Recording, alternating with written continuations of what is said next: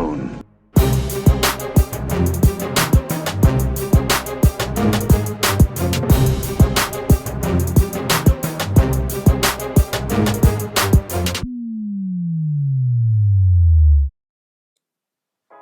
Hello there, this is Jack for That's No Moon. On episode 32 of the podcast, we discussed a list that me and Cockles played while we were at the WTC in Spain. This list was built by someone who was fairly new to the game, and so it wasn't optimised to be very competitive.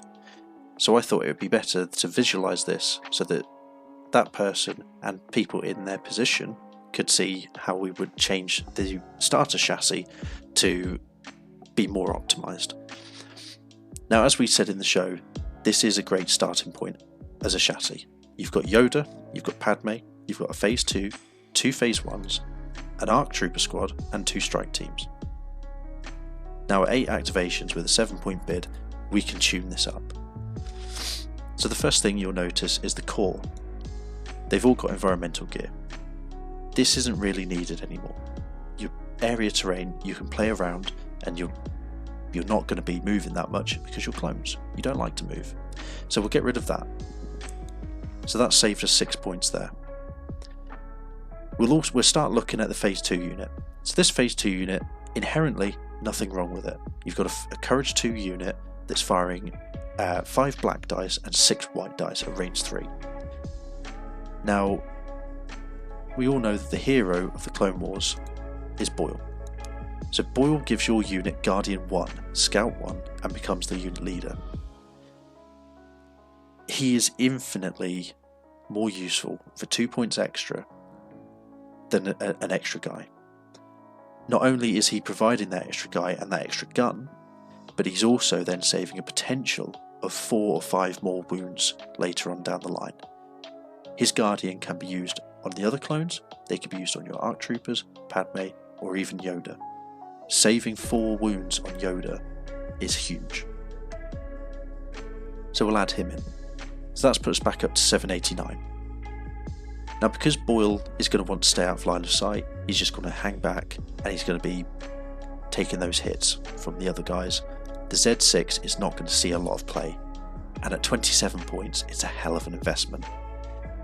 So you can either run it naked with just Boyle as a 5-man squad to sit at the back with a search token that he can then use on his Guardian turn. That is a perfectly acceptable way to run a Phase 2 unit. If you want the weapon and you want to be contributing, the best way to do it is to add the mortar. Considerably cheaper, you sit at range 4, you stick Boyle and the mortar out just so they can see, and you use them as your fire support platform. Now that does mean getting an order to them, which may not be as easy as it looks because you want the order on the ARC Troopers. So you're really looking at that on an authoritative turn maybe, or you're looking at it on Yoda's 3-pip where you can issue an order to everybody. So we'll leave it like that, assuming that this individual wanted a weapon on this Phase 2s for them to be extra useful. That is where I would leave it. You don't need any more upgrades. You're running at 93 points for a 6-man unit at Courage 2. These are also a good selection for your hostage unit, because Boyle is not going to be doing anything else. Yoda's going to be bringing him back, so you might as well just throw him up. It's a Courage 3 unit at that point, and then once he's back, he's then doing his Guardian job. So let's look at the Phase 1 Clone Troopers next. Again, Z6s. So one thing I came up against while I was in Spain was Dark Troopers. In this list, there is no way to get impact. There just isn't any. The only source of critical is in Yoda, and throwing Yoda, who only rolls 4 red dice or 4 black dice at range, into a full unit of Dark Troopers is going to get him killed. And indeed it did. So we use these as your source of impact. We'll put 1 RPS in there, and that will be sufficient in the current meta. I would then go for a DC in this one. That gives you another range 4 poke. So you'll notice now on all of your core you've got range 4 weapons.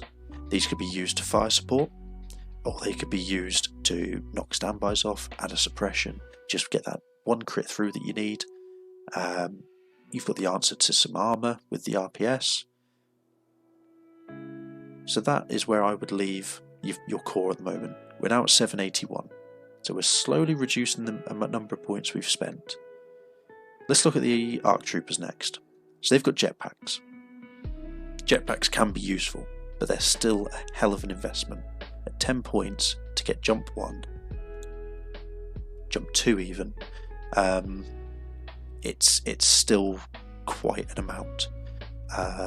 They're only really useful on that relentless turn if you get them in order, to jump over a wall, shoot, jump back, or move back round the corner. So we'll get rid of them. We don't need them. The better use of points on the ARC Troopers would be situational awareness. ARC Troopers really suffer when that rogue crit gets through. So if we put that on there, when they're sharing the dodge tokens from their other clones, or from Padme, or even from Yoda on his 3-pip, those crits aren't really going to be hurting your ARC Troopers. These are your hammer. So we'll leave them like that, 101 points, they're slimmed down, they're at a budget cost. Looking at the heavy weapon upgrades on these, we've got all of them with DC 15 ARC Troopers. The downside to this is they've lost critical 1.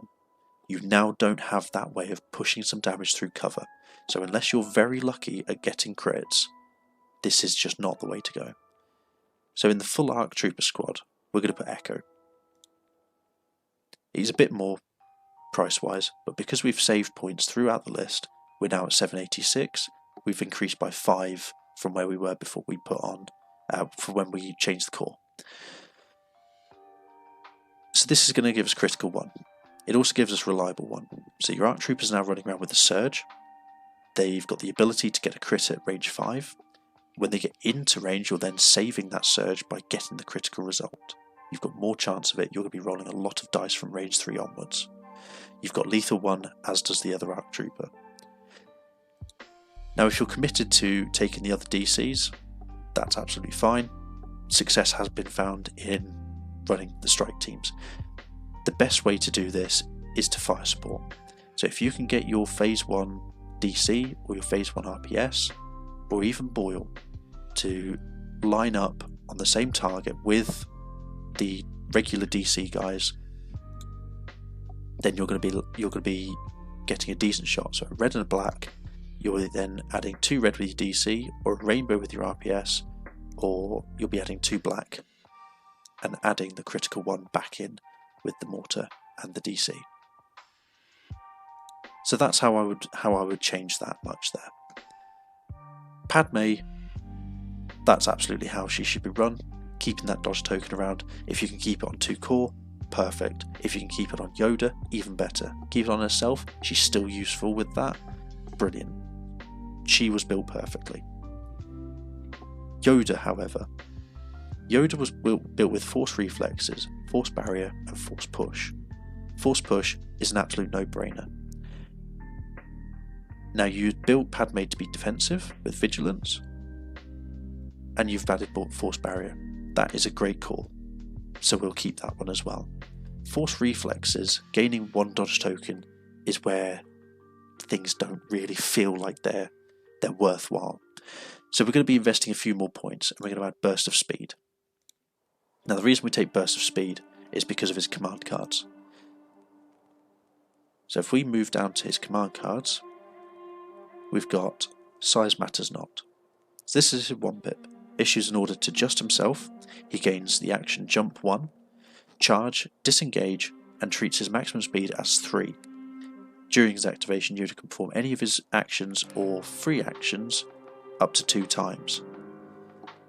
So his 1-pip means that there is nothing stopping him getting over height 1 terrain twice and getting into melee and charging. Yoda's mastery, Ataru mastery, is perform up to 2 attack. You can perform up to 2 attack actions. So if you're in the correct position when you play that 1-pip, you can then charge into 1 unit, attack them. You then gain a dodge token with his mastery. You can then use disengage from the command card to then jump into another unit and attack them. You then force push another unit in. You've then cut down to size 2 units and you've stopped another one from shooting. It's massive. So the reason we've taken burst of speed is because you do this. You play this card. That then brings there is no try back into your hand. So that is his 2-pip, which you would have probably played already. So you play that. You then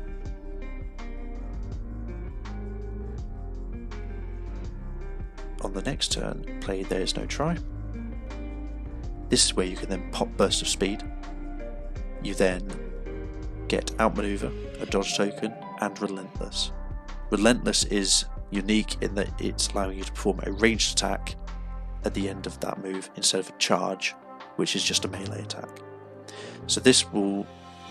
So the example I used in the podcast was I could have double moved Yoda speed 3, gotten a range 2 attack on a hostage carrier, potentially killed them, and then that would have won us the game. However, if you haven't got that range, you're doing 2 speed 1s, you're not covering enough ground to make the most out of that. So we'd pop burst of speed there, and then we would bring something in to protect us, we'd force push someone in, hopefully they've activated already so we can just sit there, and then the next turn passes, you're going to be immobilized for the next turn, but then you pop the 3-pip, you gain 2 dodge tokens, 2 aim tokens, 2 surge tokens, and you are defensive to start with. So that is how I would change that. We've got 9 points left. Now you can look at putting a command onto Yoda. So if we look at the ones that are affordable, we've got Commanding Presence, which is issuing orders at range 4. Not really useful for Yoda, because he's going to be in the mix quite a bit. Esteemed Leader, again, you've got Boil, you've got enough dodge tokens, you don't need to be asking other people to guardian you. Improvised Orders. Improvised orders may be useful if you want to keep something in the bag. The rule of thumb is don't use it to fish if you've got a lot in your bag. So if you've played your 1-pip and you say, I really need my ARC Troopers, we've got 3 other core in there and Padme. So you may not get that, and pulling out 2 core, it feels like a waste of points. Inspiring Presence, using the courage range of 1 to 4. Again, you're going to be embedded in your own lines for quite a while. Lead by example. Now this is one that I would consider because you've got quite a defensive line. You're going to be taking suppression more than you're going to be taking wounds. So if you took lead by example, that would be an acceptable use of your points. However, there is a lot of mitigation of suppression in Padme. You could play the 1-pip. You can then take that back. You've got the 1-pip. So lead by example, yeah, is a fair enough shout. It's one I would consider because when I was playing this guy's list, I was getting suppressed in one of the games and wasn't able to get both actions on the phase ones that are only courage 1. So having Yoda there to go take some of them off, it's helpful. Strict orders, again, not really useful. I'd rather take lead by example on that one. Underworld you don't need, and Vigilance is too expensive. So if you wanted to spend the points, lead by example. If we didn't, because it is not necessary, you can then put situational on both your arcs, and that gives you a 1-point bid. 1-point bid, you may catch people out, and so you'll get your deck where you want hostage, which Yoda is one of the best at.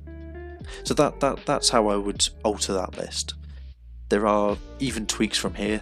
This isn't the be all and end all Yoda Padme list. There are even more tuned lists out there.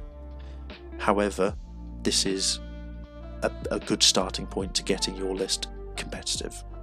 So I hope that's been useful. And I've been Jack for That's No Moon. Thanks for watching. That's no moon.